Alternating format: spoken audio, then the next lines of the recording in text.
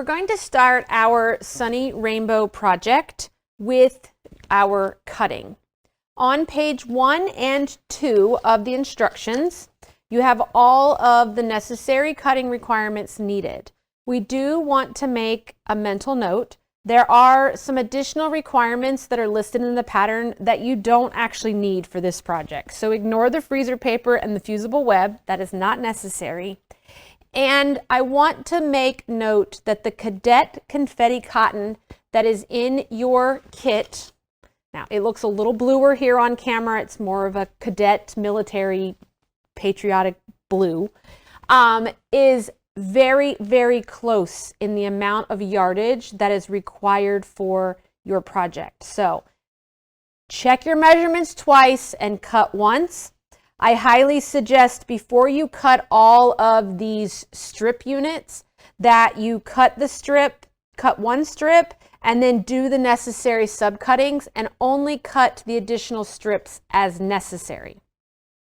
That way you may be able to use some leftovers of a previous one without having to cut a full strip to actually end up cutting maybe one square out of. A few other products that you're going to need, because this project is foundation paper piece, is you may find a small 28mm rotary cutter helpful. You're going to need an add-a-quarter ruler. The smaller 6-inch length is just fine. If you have a 12-inch, that's fine as well. They have both add-a-quarters and add-a-quarter plus. Either one of them works. The add-a-quarter plus is a little bit wider and gives you kind of a built-in folding edge, but not required. You may find a glue stick helpful to get you started. And then this is a seam roller to help you press back your seams and keep you from having to get up and down to the ironing board.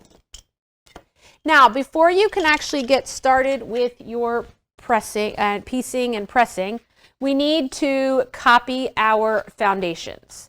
There are basically 3 sunblock foundations, and we have a hexagon foundation that we need as well. We want to copy our foundations onto a lighter weight, easy tear material. There is product on the market called foundation paper. It is kind of a newsprint. You don't want to go raid the copy machine or anything like that. We want it to be very thin so that it tears easily, that we can almost see through it fairly easy when you hold it up to the light or through a light box. Don't, again, put this on the copy machine and then just start copying. You want to copy once, and then you want to measure this square. You want to verify that when you measure this, that this measures 1 inch.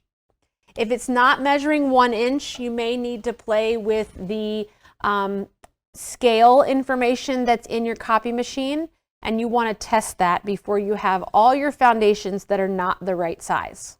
Okay, so we'll get all of our foundations cut, we will get all of our fabric cut, and then we will start assembling. Now that we are all prepared, I would suggest that as you were cutting, that hopefully you have all your fabrics labeled. I like to pile my fabrics in the numerical order of the way I'm going to use them so that I can make sure that I have the right pieces in the right location. Now, if you can count, you can paper piece. It's not a problem. We are going to sew in numerical order for this entire unit and for all the units that we're going to make. The hardest part of paper piecing is getting started. And the thing that you need to remember is that we're always going to be putting fabric on the wrong side of the paper. Okay? We never should be laying fabric on this side. We need to be able to see this side because this is going to be where we sew. So we're going to be starting with piece number 1, which for this section A is going to be this yellow rectangle. Now, I like to, before I fold over in place, I like to take either my add-a-quarter, the inserts that come out of magazines, any piece of cardstock, and I kind of like to fold along the lines to show me where piece number 1 is. This way, when I do turn my paper over, I know that piece number 1 needs to make sure that it covers all of this particular area. If you happen to have a light box or you're sewing in a room close to a window, that can also be helpful because you can lay your fabric there and then hold it up to the window and be able to make sure that you are at least 1/4 of an inch beyond all edges of the boundaries of shape number 1. So I'm going to get my piece laying on the wrong side of the paper with the wrong side of piece number 1. Okay. You may also find taking a little dab of glue and using that to kind of hold this piece in place so that as you're raising and lowering and flipping this, that it stays where it belongs. It's hard to use pins for a lot of things with this because the paper is thin and you don't want to put too many holes in it.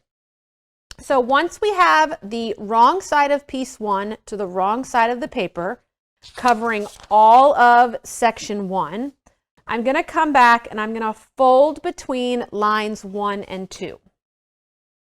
Okay. So I'm going to fold back between lines 1 and 2, and I'm going to take the lipped 1/4 inch edge of this ruler and we're going to butt it up against that fold. What we're doing here is we're trimming 1/4 inch away from the seam so that we know exactly where to place fabric number 2. So I'm going to trim that to 1/4. We'll unfold this and then flip it over. I'm going to take piece number 2. We're going to put piece number 2 right sides together. Now, it's hard to tell with this white because there's no right or wrong to it, but if this was a piece of fabric that had a right or wrong, you would be placing this right sides together. Okay? Right sides together. I'm going to center it there.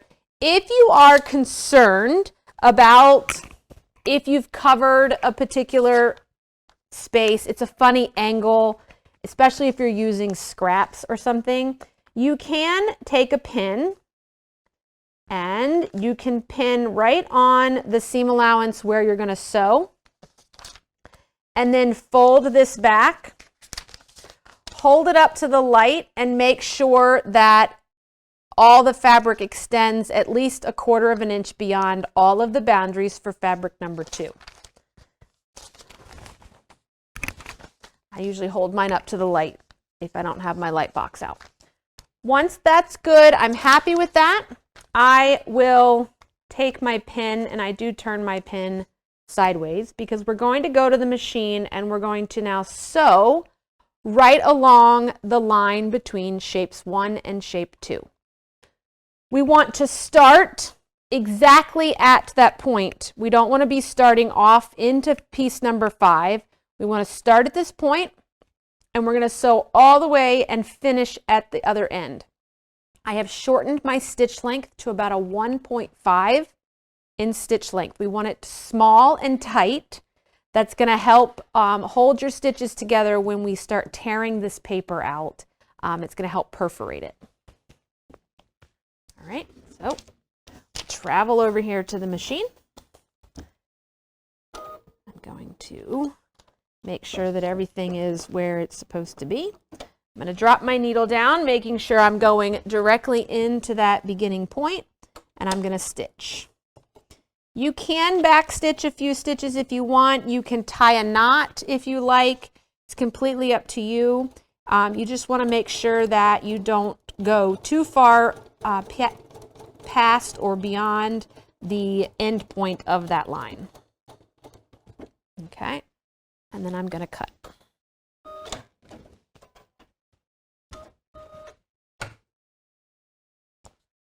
So you can see we have very tiny, tiny, tiny stitches. And then we're going to fold back along that line. You can use your seam roller there as well. So we've done the boundary between 1 and 2. The next line or the next shape we sew is 3. And we're going to repeat this process. I'm going to fold back between 1 and 3. Trim my 1/4 of an inch.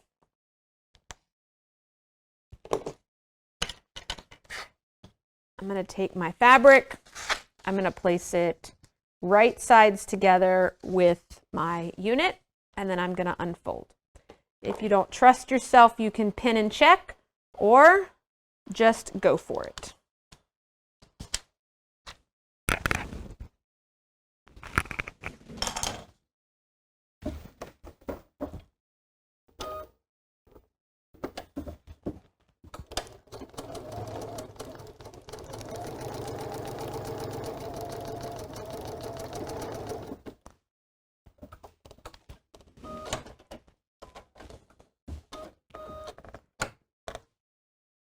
Okay.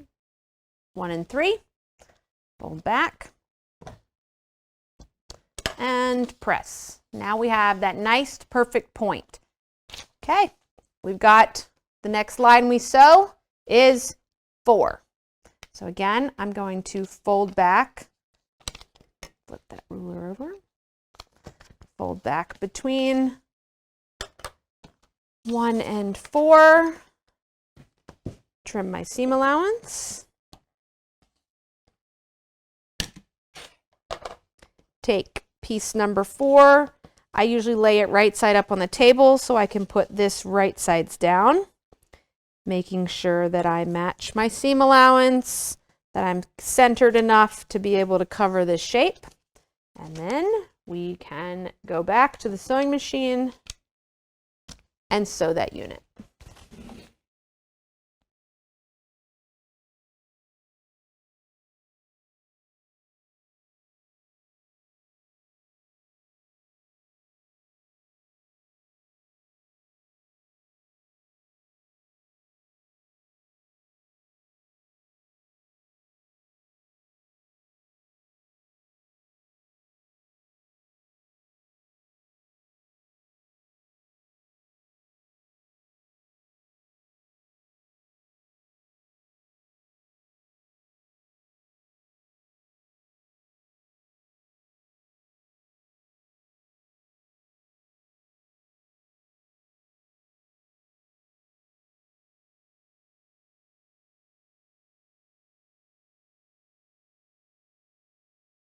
Okay, now that the line between 1 and 4 is done, we're now going to work up towards the unit and number 5. And again, we're going to fold back,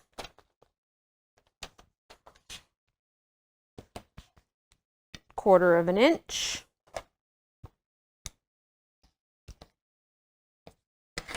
and you're going to get fabric 5, right side up on the table. Pick your pieced unit up, put it right side down. Match the seam allowance edge, and then you can pin and sew.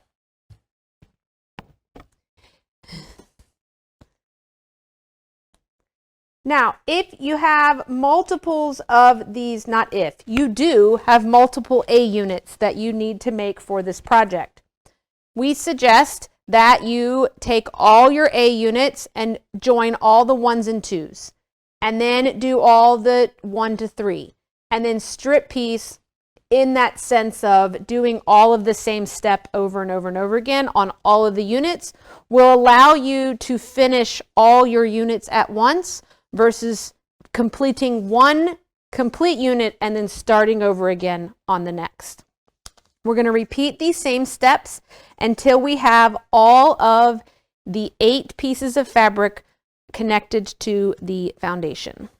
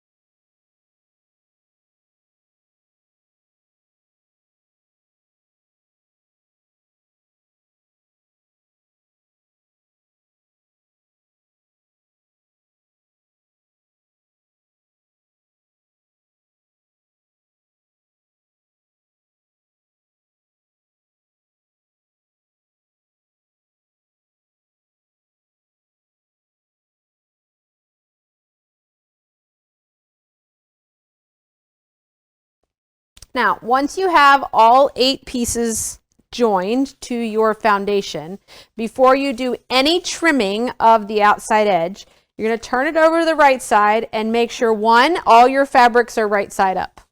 Okay? So you should be looking at all the right side of your fabric. Then the next thing that you want to verify is that you have fabric that extends at least out to the outermost edge of this project. Okay?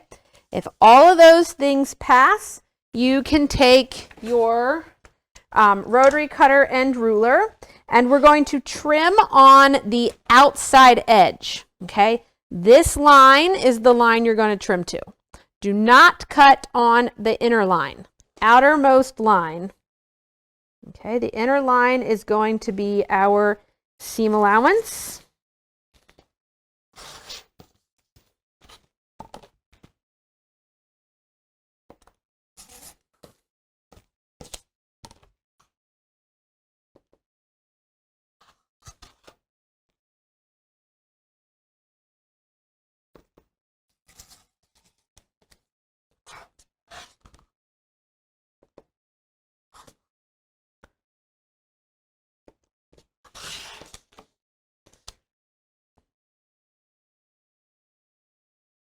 That center is just slightly curved. You could use a pair of scissors if you like, or you can use a rotary cutter. Okay, that is foundation unit A for the sun. And you're going to repeat this process until you have all of the units complete for the center of your project. There are written instructions as well in your pattern beginning at page 8 to walk you through foundation piecing. If you should need any additional visuals or instructions on what I demonstrated for you for assembling your center sunny block. Now that all your foundation units A, B, and C are pieced and trimmed to that outside printed line, we're ready to work on assembly. You want to lay them out according to your alphabetical order because we don't want to accidentally get them going in the wrong direction. So we have foundation A is on the left, B is in the middle, and C is on the right. We are going to now piece these together to make a quarter of our quilt. We're going to leave the paper is still attached. We're going to take these and place them right sides together. I'm going to sew A to B first, or you can sew B to C, it does not matter. You can do a couple of things. We can have the option of eyeballing your seams so that they match. So I'm looking at like this blue to that blue on the underside, and I can clip. I can do the same with this matching point here. I can clip, and then I can do with this bottom unit as well. If you prefer a little bit more of a fussier method, you can do a pin method. And so what we do is you take the pin down in the seam allowance right at where it intersects your outside seam. It should pretty much bring you right into that seam allowance. And then we're going to shoot for the same location for our pin to come out, the same location on the other foundation unit. Now, the key to this is don't take and turn this pin and use it to hold your unit together, okay? Because that's going to distort where things go. What you're doing is once you put the pin in there, you want to move it around until your pin is either perpendicular or vertical and it's straight. That tells you that you have your location where it should be, and then you can either take another pin and pin through your fabrics or take a clip. I prefer to use clips in paper piecing, because in some of these areas you may have a lot of seam allowances coming together. And I would repeat this process with the pin at every matching point, but I'm going to trust that I have everything the way that I want it. I'm going to go over to the sewing machine and we're going to sew 1/4 of an inch, or you're going to sew right in that printed line to sew your unit together.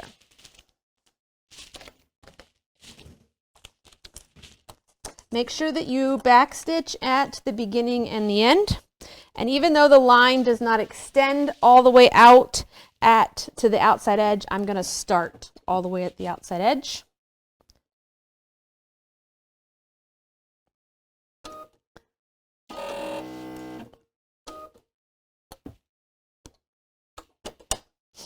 You can also shorten up your stitch length just like we did last week or yesterday or earlier this week whenever you pieced your units together. I'm just following that line.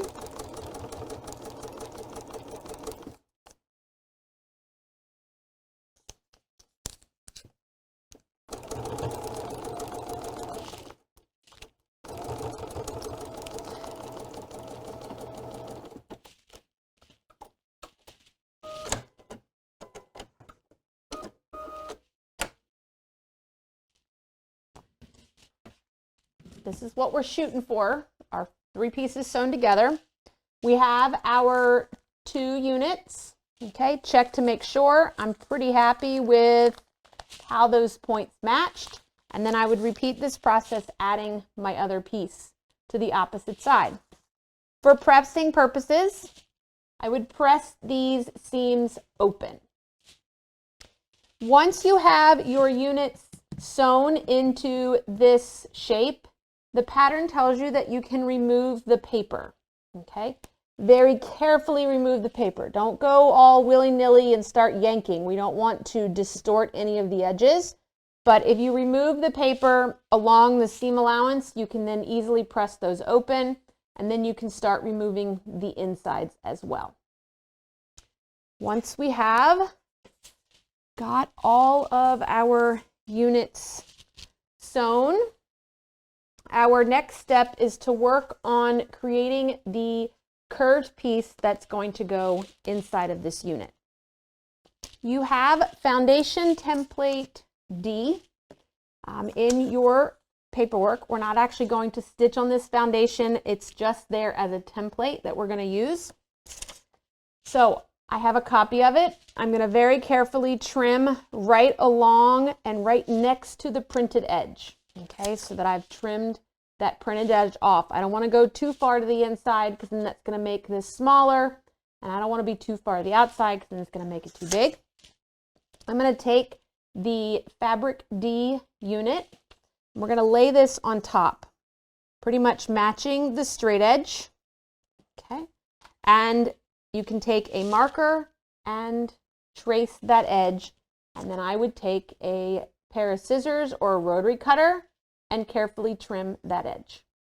You're going to do that 4 times so that we have the center unit that we're going to join to our 1/4 pieces of our quilt center.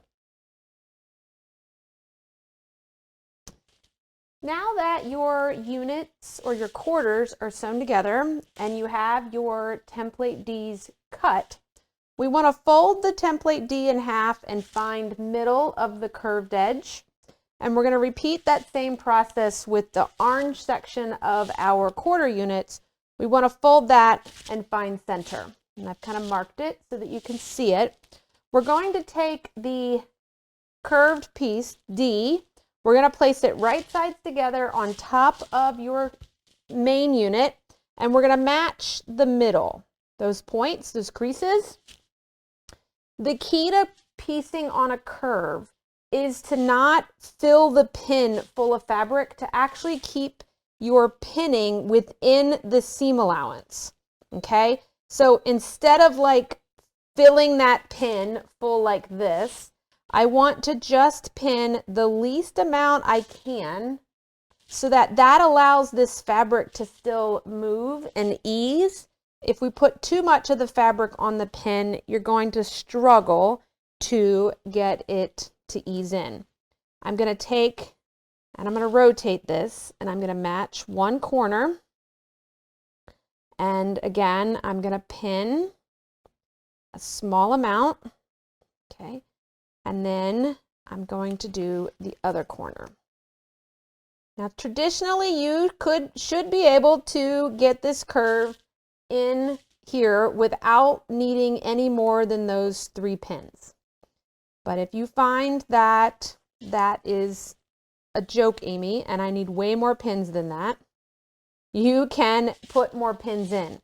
We're actually going to sew this from this side, okay, up on the machine. So our curve template D is going to go down, and we're going to get this section to ease in to that curve. Don't worry, as you sew, it will ease. So right now it's going to be a little awkward. It's going to, feel kind of funny. You're going to get frustrated. It's okay. Give it a try. And after we get this one sewn in, I'm going to show you an alternative. If you say piecing this curve is for the birds, Amy, and I don't want to do it. So I'm going to come to the machine. I'm going to lay my template D down, and I'm going to fiddle with this until I can get this lined up and underneath my foot. Now I like to use, this is the Taylor Seville Magic Pin, and I like to use a small pin. So this is the applique pin. It's only about 1 inch long, and that means that's just so I don't have all this excess pin that's sticking out here for my hands to get stabbed on, and that way it also allows a little bit more fabric ease. I also like to use a stiletto so that I can get a hold of my fabric that's underneath the foot and help hold that in place while I am sewing. So I'm going to take a few stitches to get myself my needle holding onto the fabric. I'm going to have my machine stop with the needle in the down position. I'm only worried about this curve. I'm not worried about what's happening over here, just what's on top of the machine right now. So I'm going to kind of bring that fabric up, use that stiletto to help pull that fabric out to match on the edge. We're still sewing 1/4 inch. Nice and slow. Just thank goodness we only have 4 of these to do. Okay, come down. I'm getting a little close to the corner, the midpoint, so I want to resituate my fabric. The ultimate goal is don't sew any creases or things down. So as long as the pucker is outside of the 1/4 inch, you'll be just fine. I'm going to sew up to that pin. Take my pin out, raise my foot, situate my fabric.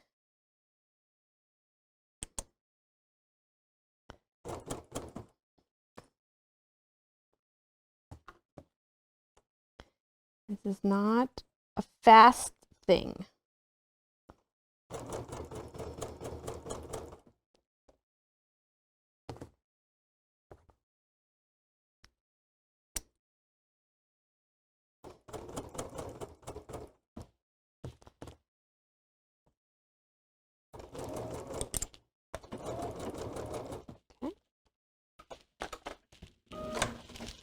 Let's take that back over here.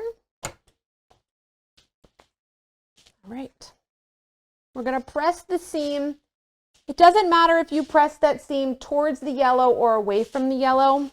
The rule of thumb, or what they say, is that the direction that you press the drunkard's path, if I press this away from the yellow template, that's going to make the yellow center look like it's sunk down. And if I press it towards the yellow, which is the direction I'm going, that yellow center is going to kind of stand up. It's going to look like it's up on top. So here is our curved piece. If your edges don't come out, 100% even, maybe this one's even and this one's a little bit longer, just trim it up so that you have a nice 45-degree corner there.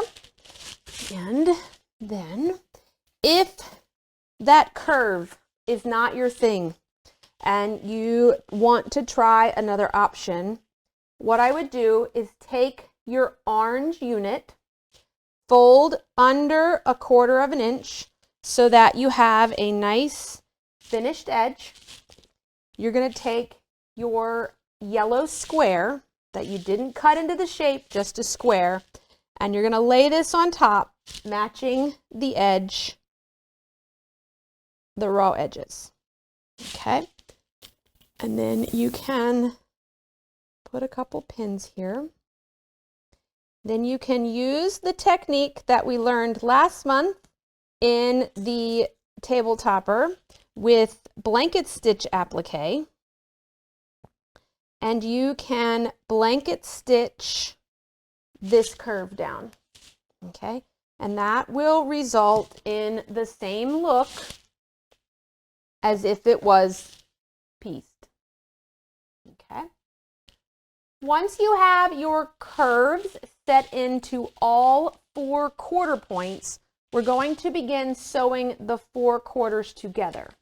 There is a color order in which this circle goes together, okay? So follow the diagram that's on page 5 of your sheet. We're going to put right sides together 1/4 of an inch, press that seam open, repeat with the bottom unit, and then sew through the middle and press that seam open. And then we will move on to our borders. Now that your center sunburst is pieced and assembled and nicely pressed, next step is we're going to revisit paper piecing, and we're going to paper piece these hexagons that go in the second border of our project. We're going to use the same techniques that we use to piece our center foundation units. We'll start with the main colored fabric, wrong sides together to the back of our project, and then work through the 7 shapes that get foundation pieced to this. You will see that there is a particular order in which they get sewn together for this project. So once you have all your units foundation pieced and trimmed to this outside line, we can begin assembling it in this particular border. The first thing that I want to point out is the direction of the hexagon. The hexagon gets pieced with the widest points running left to right, okay, so that it's flat top and bottom. It is very easy to accidentally turn this, because it is a square, and piece your hexagon into the border with the points at top and bottom. Either one of them will work, but whatever option you choose to do, I would suggest you do that for all of them. In this border, when you are assembling it to the matching background rectangles, these seams are going to get pressed away from the hexagon so that you can see, there's my seam. Every seam is pressed away from the hexagon, okay? Once those borders are assembled, you're going to set those to aside. We're going to add the 4-inch border to the center of our quilt. We're going to measure your quilt because everybody's seam allowances are going to be slightly different. There is no exact measurement. So I am actually going to measure from top to bottom through center and make note of my measurement, which is 18 1/4. I'm also going to come over to the left and to the right of center and make note of that measurement. I am actually going to do 18 1/4. I'm going to cut 2 border strips, 18 1/4 in length. I'm going to fold them in half, and I'm going to match them to the midpoint of my quilt top. and sew with 1/4 inch. And then I'm going to press my seam away from center.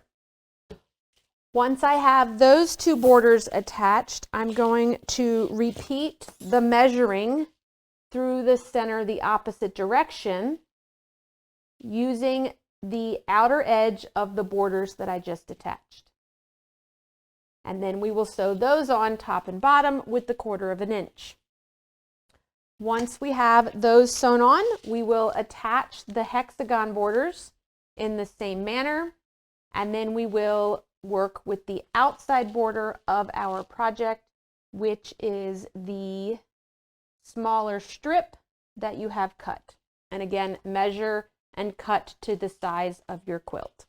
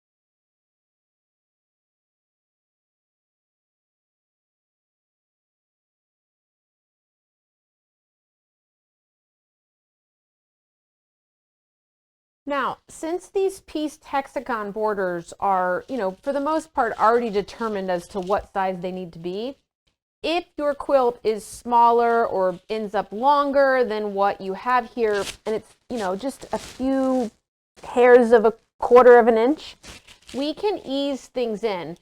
So we're going to find the center of the border and find the center of your quilt. We're going to match those, and we're going to make the ends match. And you can see that we have a little bit of easing that we need to do here. So when I go to the machine, I'm actually going to go to the machine and we're going to stitch with the larger piece of fabric down towards the feed dogs. That little bit of extra feed dog movement will very quickly ease that excess fabric in, and we don't have to panic about something not being the exact size.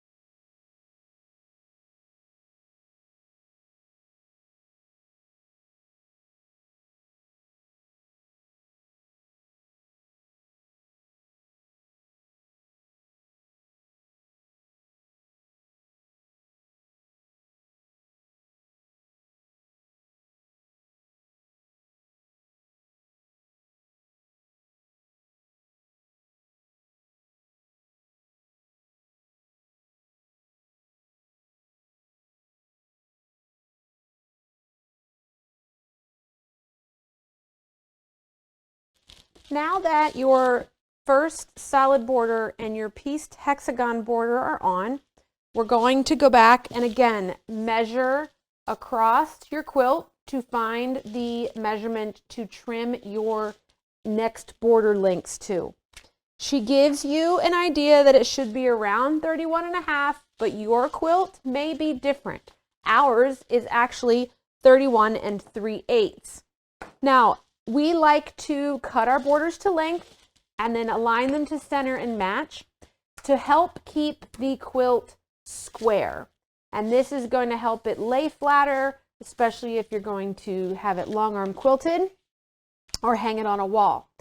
If you check out our virtual Breakfast Club presentation from February 26th, 2022, which we'll link here at the end of this video, you will see all about why we prefer to measure and cut borders versus slapping them on and sewing them to your quilt top.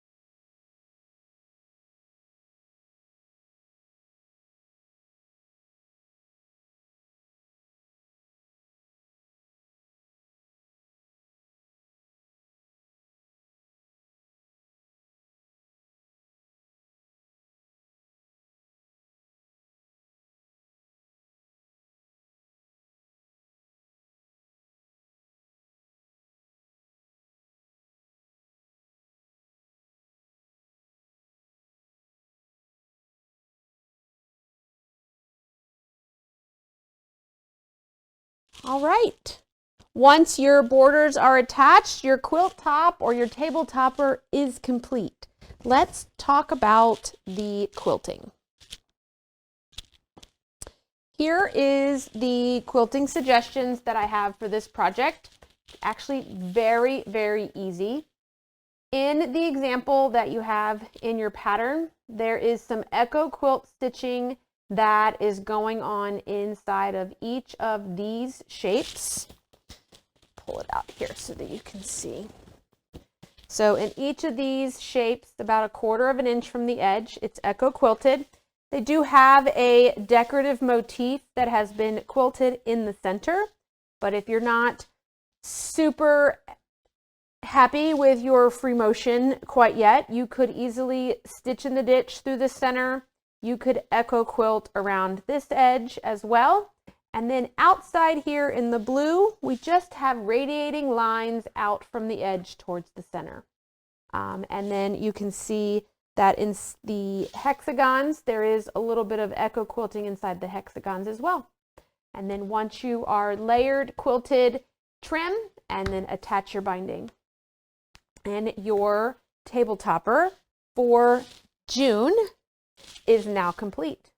And we'll see you here next month to finish our July table topper, bursting in the air with our patriotic feel.